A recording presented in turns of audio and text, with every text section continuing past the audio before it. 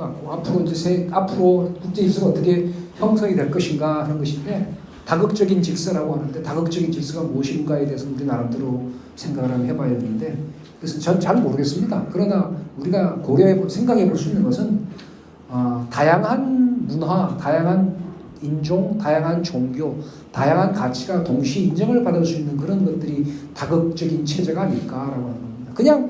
그냥 현재와 같은 시스템에서 힘만 여러 개 나눈다면 그게 무슨 의미가 있겠어요? 차라리 미국 중심 혼자 서 있는 게 낫지.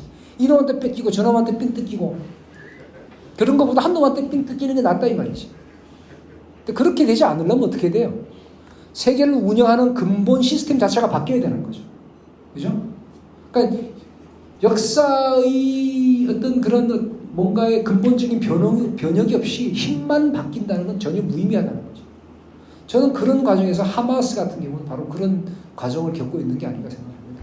그러니까 이거는 뭐 보시면 알겠지만 브릭스가 그만큼 더 성장하고 있고 1950년대 되면 더 이상 20년대 중반 넘어가면서 이렇게 크로스가 되기 시작해서 30년, 40년대 되면 더 이상 따라갈 수 없는 힘의 역전 관계가 완전히 기정사실화 돼버린다는 뜻입니다. 네. 이거는 사실 이거 말씀을 드리고 싶어요. 북한과 러시아의 관계를 설정하고 우리가 북한에 대해서 북한이 과연 우리한테 어떤 의미를 가질 거냐라고 하기 위해서는 뭘 알아야 되냐면 유라시아 세계가 어떻게 되느냐라고 하는 것을 알아야 됩니다. 역사가 변화한다고 그랬는데 그 중에서 우리가 중요하게 우리가 하나 체크해야 될 것은 기존의 해양 질서의 중심 세계에서 대륙의 유라시아 중심 세계로 넘어가는 그런 과정이 있는 게 아닌가라고 하는 우린 가능성을 염두에 둬야 되는데, 그런 측면에서 가장 이제 상징적인 것들이 하나가 바로 러시아가 추구하고 있는 모스크바의 상페테르부르크에서 뭄바이까지 이어지는 남북 종단 그런 수송로입니다. 네. 결국은 해양 세력이라는 게 뭡니까? 수송을 말하는 거죠. 그 바다로 가는 게 빠르니까. 제한 없이. 그리고 또 하나는 보면 다음 1대1로의 상황이죠. 중국이 1대1로를 하고 있어요. 결국은 보면 이 유라시아 지역에서 대륙 내의 소통이 열린다는 것이죠. 형성이 된다는 거죠. 그래서 중국과 러시아는 사실상 우크라이나 전쟁에서 가까워졌지만 이 둘이 힘을 합치지 않고서는 유라시아 세계의 어떤 그런 제대로 된 가치를 만들어낼 수가 없는 거죠. 만일 이렇게 남북 종단 수송로와 1대1로가 형성이 이루어진다면 어떤 일이 생기겠어요? 유라시아 지역은 말이죠. 마치 스키타이 때와 같은 그런 어떤 자유로운 이동 공간이 가능하지 않을까? 아마 미국, 러시아와 중국이 생각해서 자기들이 가치를 만들어내기 위해서는 저런 세계를 만들어갈 수밖에 없어요. 더군다나 우리가 또 하나 생각해야 될 것은 이 북극 항로의 개통입니다. 여기는 호기롭게 우리나라 사람들이 만들어니까 부산이라고 써놨지만 제가 보기에는 북극 항로의 기원이 부산이 될 확률은 별로 없어요. 우리 생각이지. 실제로 중국이 이용해줘야 되는데 중국이 이용하는 북극 항로의 북한 지역의 낮은 선봉 일대나 또는 블라디보스톡이 될 확률이 훨씬 더 많죠. 그죠? 저는 오히려 낮은 선봉이나 블라디보스톡이 될 확률이 굉장히 높다고 생각합니다. 낮은 선봉이 더 가능성이 높을 수도 있어요. 블라디보스톡은 중국에서 가기 너무 멀으니까. 그랬을 경우에 로테르담까지 가는데 기준 항로는 12,700km고 기준 항로는 21,000km예요. 약 10일 이상 소요됩니다. 저렇게 되면 지중해 시대는 끝났습니다. 그죠? 과거에 콜럼부스가 대양을 개척한 이유가 뭡니까? 그 당시에 수에즈 운하가 막혔기 때문에 이 수에즈 운하 이쪽 길이 투르크한테 오스만 투르크한테 막혔기 때문에 그것을 회피하기 위해서 돌아간 거예요. 지금은 로테르담까지 가는데 저렇게 하면 바로 갑니다. 중국도 훨씬 빠릅니다. 결국은 1대1로와 남북수송로로 북극 항로 이런 것들이 결국은 중국과 러시아가 손을 잡을 수밖에 없게 만들었지 않았느냐 하는 것이고, 북한의 의미는 뭐냐? 우리한테서 북한의 의미는 저런 유라시아 시대를 우리로 하여 우리는 해양 그런 세력만으로는 먹고 살기 힘드니 결국은 유라시아도 치고 들어가야 되는데 유라시아 들어가려면 어떻게 됩니까? 북한밖에 못 통해요. 북한 없이 그냥 우리나라는 지금 섬나라인데 이걸 뚫지 않고 어떻게 갑니까? 다음 이런 상황에서 과연 한국의 상황과 북한의 상황에 대해서 국제정치 상황에서 볼 필요가 있어요. 보시는 바와 같이 중국하고 북한하고 러시아는 사실은 수평적 관계입니다. 왜냐? 다 셋 다 북한도 핵을 가지고 있어요. 유감스럽게도.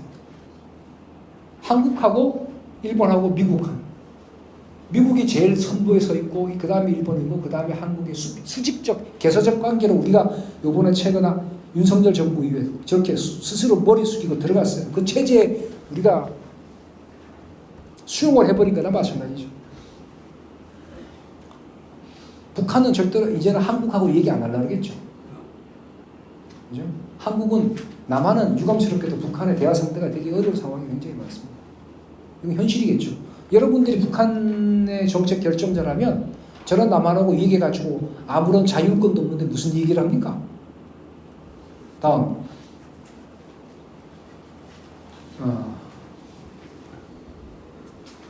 북러관계 발전에 앞서서 제가 말씀드리고 싶은 것은 북러관계는 어떻게 될지는 발전이 되겠죠. 그러나 우리가 더 중요한 건 여기서 더 중요한 것은 현재 여기서 북한이 지정학적으로 얼마나 중요한 건가 하는 거예요. 한번 저기 한번 보세요. 북한에서 베이징까지 얼마나 가까운가.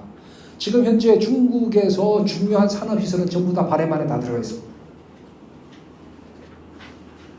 북한에서 북한만 마음 먹으면 뭐 다롄이고 옌따이고 뭐 베이징이고 한 방에 다 날아갑니다.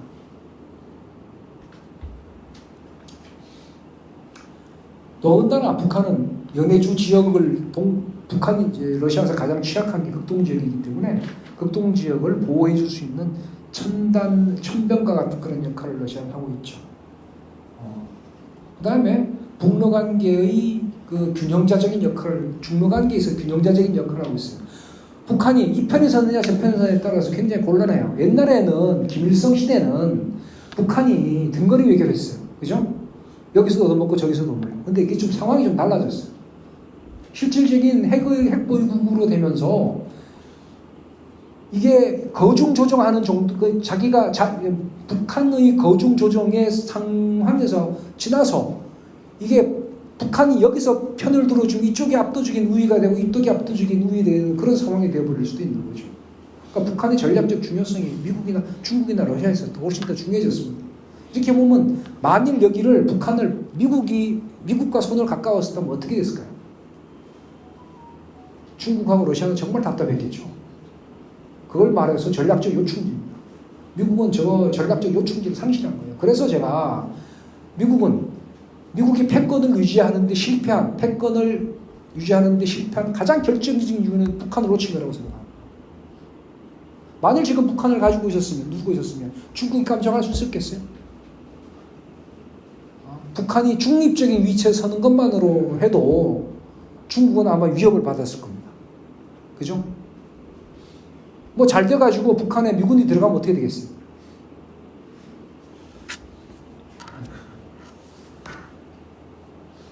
한국 북러 관계 전망 이거는 제가 그걸 여기서 하나 강조시 듣고 드리고 이것은 우리가 주목해야 될 것은 결국은 김정은과 푸틴이 직접 말했던 것인데 주목한 말은 김정은이 제국주의 문제를 제기했어요. 물론 푸틴도 신민주의, 식민주의나 그런 것들에 대해서 모스크바 아프리카 회의에서 이야기를 했지만 제가 주목했던 김정은과 푸틴의 회담 중에서 가장 인상적이었던 말은 신제국주의, 제국주의에 반대하는 투쟁을 한다고 김정은이 얘기를 한 거예요. 그게 무슨 의미일까요? 그냥 레토릭으로 그냥 말로 하는 것일까? 저는 그렇지 않다고 생각합니다. 이미 부르키나파소에는 북한군이 들어가 있다는 말도 있어요. 다음 넘겨주십시오. 니제르 쿠데타 시위를 하는데 이 북한 인공기가 등장했어요. 이게 무슨 의미일까요? 이거는 사소한 것 같지만 그냥 지나쳐서는 안 됩니다. 저는 우리가 정확하게 모르지만 이미 니제리아에 북한군이 들어가 있지 않나? 그래서 니제리아에서 미군이나 프랑스군이 막 철수하는데 물러선다고 얘기하는데 왜 그럴까? 왜 그럴까? 그냥 걔들이 마음이 좋아서 또는 니제리아 분위기가 그러니까 어쩌고 그냥 물러서지라고 생각한다 그러면 그건 정말로 나이브한 생각이겠죠. 미국이나 러시아, 프랑스 같은 나라는 힘에서 밀리지 않으면 절대로 안 물러섭니다. 죽을 때까지 안 물러섭니다. 다 죽여도 남습니다. 근데 왜 저럴까? 우리가 알지 못하는 뭐가 있는 거겠죠.